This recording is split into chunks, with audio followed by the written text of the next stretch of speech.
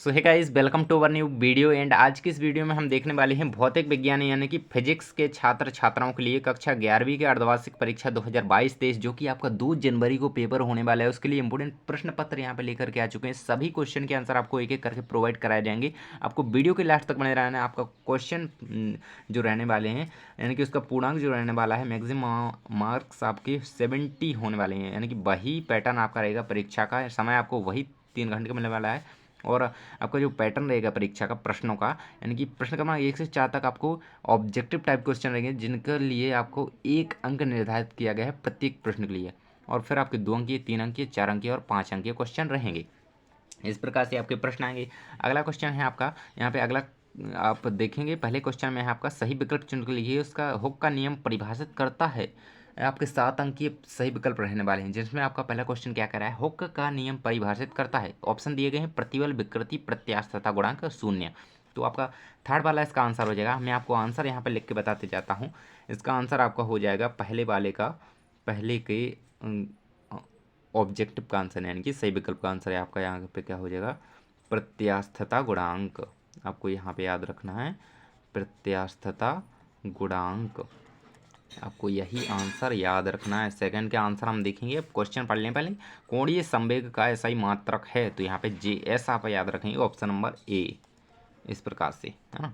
अगला क्वेश्चन है, अप्रत्यास्थ संघट्ट में संरक्षित रहता है, तो यहाँ पे आपका थर्ड वाले का आपका आंसर क्या हो जाएगा, संवेग। यहाँ पे आंसर आपको याद रखना है संवेग, थर्ड का आंसर हो जाएगा।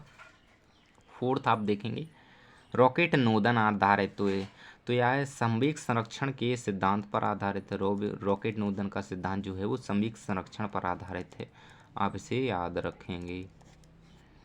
फिफ्थ का आंसर हम देखेंगे। अगला क्वेश्चन पढ़ लें पहले। स्थिति समय ग्राफ का ढाल प्रदर्शित करता है, स्थिति समय ग्राफ का ढाल प्रदर्शित करता है, तो यहाँ पे आंसर आपको बेग लगाना है ना।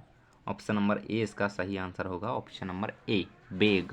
स्थिति समय का ग्राफ बेग जो है वो प्रदर्शित करता है। इस प्रकार से आप इसे याद रख सकते हैं। आगे हम क्वेश्चन देखेंगे। आपका 6 इसी का क्वेश्चन है, सही विकल्प का। क्वेश्चन क्या कह रहा है, निम्नलिखित में से कौन सा व्युत्पन्न मात्रक है। आपको क्वेश्चन पूछ रहा है कि निम्नलिखित में से, इनमें से जो 4 आपको दिए गए इनमें से कौन सा व्युत्पन्न मात्रक है, किलोग्राम, न्यूटन, कैंडेला, लीटर। तो यहाँ पे आपका आंसर होगा 6 वाले का बी ऑप्शन सही, न्यूटन। कैपिटल N भी आप इसे लिख सकते हैं, लेकिन आपको ऑप्शन में भाई जो दिया गया वही आपको लिखना पड़ेगा, न्यूटन सही रहेगा आपका। अगला क्वेश्चन है आपका, दो पिंडों के बीच लगने वाला आकर्षण बल, यानी कि 2 पिंड हैं उनके बीच लगने वाला आकर्षण बल F है, यानी कि कैपिटल F है। उनके द्रव्यमान तथा उनके बीच की दूरी दुगनी कर दी जाए, उनका भार बढ़ा दिया जाए, यानी कि द्रव्यमान बढ़ा दिया जाए, उनकी दूरी दुगनी कर दी जाए, इतनी है तो इतनी कर दी जाए, तो उनके बीच गुरुत्वाकर्षण बल होगा, तो वो F ही रहेगा, कैपिटल F ही आपको याद रखना है। ऑप्शन नंबर ए आपका आंसर सही हो जाएगा, F, है ना। चलिए अगला क्वेश्चन देख लेते हैं। अब यहाँ आपके रिक्त स्थान यहाँ से स्टार्ट हो जाती हैं। रिक्त स्थानों की पूर्ति कीजिए। देखिए, तो यहाँ पे आपसे पूछ रहा है पहले क्वेश्चन में, अधिकतम ऊंचाई प्राप्त करने के लिए पिंड को खाली स्थान दिशा में फेंकना चाहिए, तो ऊंचाई तक ले जाना भाई। तो रिक्त स्थान देख रहे हैं हम, है ना।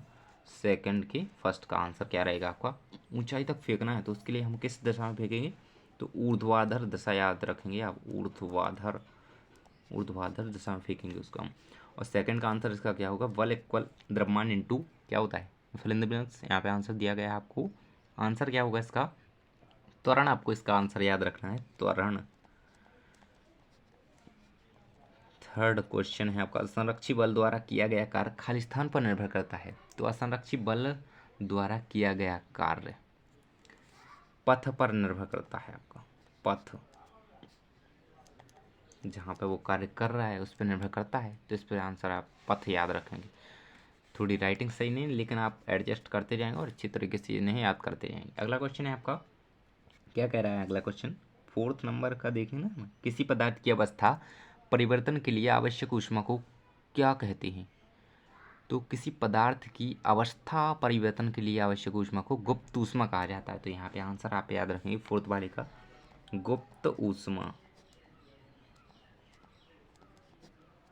अगला क्वेश्चन है आपका, ताप बढ़ने पर गैसों की श्यानता खाली स्थान जाती है, बढ़ जाती है या घट जाती है, आपको ये बताना है। तो ताप बढ़ने पर गैसों की श्यानता बढ़ जाती है। अगला क्वेश्चन है, न्यूटन के गति के खालिस्तान नियम को जड़त्व का नियम कहा जाता है। तो प्रथम नियम है जो न्यूटन का, उसे हम जड़त्व का नियम भी कहते हैं। आपको याद होगा, आपने पढ़ा होगा तो आपको याद जरूर होगा। तो जड़त्व का नियम है जो न्यूटन का प्रथम नियम है, जो उसे हम जड़त्व का नियम भी कहते हैं, ये आप याद रखेंगे। अगला क्वेश्चन है आपका, खालिस्तान के मान के कारण ही किसी ग्रह पर वायुमंडल की उपस्थिति निर्धारित होती है। तो पलायन के मान के कारण, पलायन जो वेग होता है, पलायन वेग, तो यहाँ पे आपको लिखना है पलायन के मान के कारण ही, यानी कि पलायन वेग लिख सकते हैं आप, यहाँ पे आंसर हो जाएगा पलायन वेग। ये पलायन वेग के मान के कारण ही किसी ग्रह पर वायुमंडल की उपस्थिति निर्धारित होती है। सही जोड़ियाँ हम देख लेते हैं, आपको यहाँ पे दी गई हैं भाई, बड़ी ही आपको डिफ़िकल्ट लग रही हुई, लेकिन एक एक करके हम आपको बिल्कुल सरल सरल आपको याद करा देंगे, सरल तरीके से, है ना। सही जोड़ियाँ बनाइए, 7 अंक की हैं भाई, सही जोड़ियाँ भी आपकी 7 अंक की रहने वाली हैं। तो चलिए देख लेते हैं। प्रकाश की विमा पहला है आपका, इसकी जोड़ी किससे मिलेगी भाई? थर्ड का इसकी जोड़ी आपकी बी वाले ऑप्शन से M0L T0, यहाँ पे आपको इसकी विमा बतानी है प्रकाश की, तो M0L T0 यहाँ पे हो जाएगा सेकंड से। तो थर्ड के आंसर आप इस प्रकार से लिखेंगे कि देख सकते हैं, मैं यहाँ पे आंसर लिखते जाऊँगा, आपको इन्हें देखते जाना है। थर्ड की यहाँ पे बी से मिल जाएगी, फर्स्ट की थर्ड वाले की फर्स्ट की बी से मिल जाएगी, और सेकंड की थर्ड की इसी प्रकार से हम देखते जाएंगे। 7 रहने वाली हैं आपकी। अगला क्वेश्चन है आपका, इसमें आवृत्ति की विमा क्या होती है? तो इन्हीं में दी गई है भाई, तो ए से मिल जाएगी इसकी जोड़ी। आवृत्ति की विमा क्या होती है वो यहाँ पे देख सकते हैं, M0L0T-1, तो ए से इसका आंसर हो जाएगा। अगला है आपका आपेक्षिक घनत्व, इसकी जोड़ी किससे मिल रही है भाई? ढूंढो आपेक्षिक घनत्व, थर्ड की डी से यहाँ पर का आंसर है। यहाँ पे इसकी विमा यहाँ पे क्या हो जाएगी? M0L0T0, यानी कि थर्ड का जो आंसर होगा वो डी ऑप्शन आपका यहाँ पे सही आंसर होगा। और एंगस्ट्रॉम फोर्थ है ना, एंगस्ट्रॉम, तो यहाँ पे आंसर इसका क्या होगा? 10⁻⁻10 मीटर, तो यहाँ पे आपको सी ऑप्शन सही हो जाएगा। सी से आपकी जोड़ी मिल जाएगी चौथे वाले की। अगला है आपका ऊर्जा का विमीय सूत्र क्या है? तो यहाँ पे ऊर्जा के विमीय सूत्र की जोड़ी आपकी फिफ्थ वाले की आपसी जी से मिल जाएगी, ML2T-2, यानी कि जी से लास्ट में भाई, दिख रहा है ना आपको। चलिए अगला है आपका पलायन वेग, यहाँ पे हमने अभी देखना सिक्स्थ का पलायन वेग की आपकी यहाँ पे इसके सामने ही आंसर आपको दिया गया है एफ से, है ना, √2gm/r+h, यहाँ पे आंसर आप ये देख सकते हैं। पलायन वेग का बिल्कुल सामने आपको आंसर दिया है। गुरुत्वीय त्वरण का आंसर आपको यहाँ पे आपको दिया गया है gm/r+h की पावर 2, यहाँ पे आंसर ई से आप इसका मिलाएंगे, 7 का ई आंसर यहाँ पे आपका हो जाएगा, आपको याद रखना है। तो इस प्रकार से आपके यहाँ पे इतने आंसर कंप्लीट हो जाते हैं। इसके बाद हमें क्या है कि कुछ और क्वेश्चन आपके रह गए हैं, यानी कि आपकी जो ऑब्जेक्टिव टाइप क्वेश्चन है अभी पूरे कंप्लीट नहीं हुए। हाँ, आपकी एक शब्द या वाक्य में उत्तर रह गए हैं, तो यहाँ पे आप क्वेश्चन देखेंगे। पहला जो है एक शब्द या वाक्य में, ये 7 अंकीय ही रहने वाले हैं भाई, 7 अंक के आपके ऑब्जेक्टिव रहने वाले, 7 सही जोड़ी, 7 रिक्त स्थान, 7 सही विकल्प, 7 एक वाक्य या शब्द में उत्तर। तो इसको सभी को आपको याद रखना है, एक भी अंक ना कटे, ताकि आपका परीक्षा में सभी अंक लाने हैं, बहुत ही एक एक अंक महत्वपूर्ण है। तो आपको एक एक करके सभी क्वेश्चन के आंसर याद रखने हैं। एक शब्द या वाक्य में उत्तर लिखिए। तो यहाँ पे आप देख लेंगे, पहला क्वेश्चन है इसमें, मूल राशियाँ किसे कहते हैं? तो इसका आंसर आसानी से आप लिख सकते हैं कि जो राशियाँ जो एक दूसरे से स्वतंत्र होती हैं, इस प्रकार से आप इसका आंसर दे सकते हैं। ऐसी राशियाँ जो एक दूसरे से स्वतंत्र होती हैं मूल राशियाँ कहलाती हैं। तो इसका आंसर मैं यहाँ पे लिख देता हूँ आपको, कौन से वाले का? चौथे वाले का, फर्स्ट का हम बता रहे हैं आपको। वे राशियाँ जो वही इस प्रकार से जो एक दूसरे से स्वतंत्र होती हैं,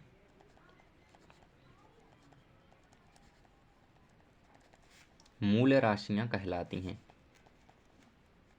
तो इस प्रकार से आप इसका आंसर लिख देंगे, है ना।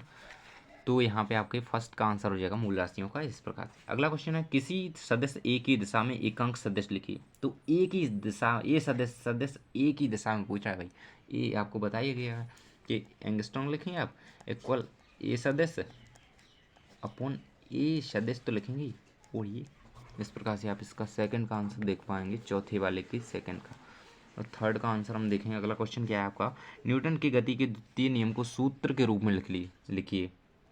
तो आपको पता ही होगा कि न्यूटन की गति का द्वितीय नियम क्या है, F इंटू एम ए, जो कि आपने अभी देखा, F इक्वल एम इंटू ए, यानी कि जो आपने अभी देखी, यहाँ पे देखो बल इक्वल द्रव्यमान गुणे क्या होता है, त्वरण। तो ये यहाँ पे त्वरण, यही है वो गति का द्वितीय नियम। तो इस प्रकार देखेंगे आप, आपको क्वेश्चन तो दिख रहे होंगे ना पेपर में। चलिए मैं आंसर लिखते जाता हूँ। चौथा क्वेश्चन क्या है आपका, इसमें देख लेते हैं आप।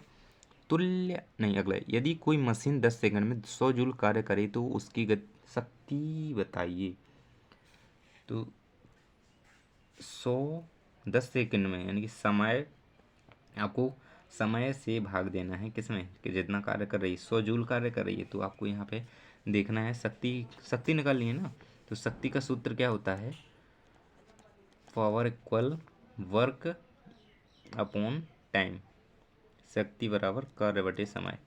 तो इस प्रकार से आप देखेंगे, यहाँ पे कार्य कितना दिया गया है, 100 जूल कार्य कर रही है भाई, और 10 सेकंड में कर रही है समय, तो इसको काटेंगे, आपका यहाँ पे 10 वाट आंसर आ जाएगा।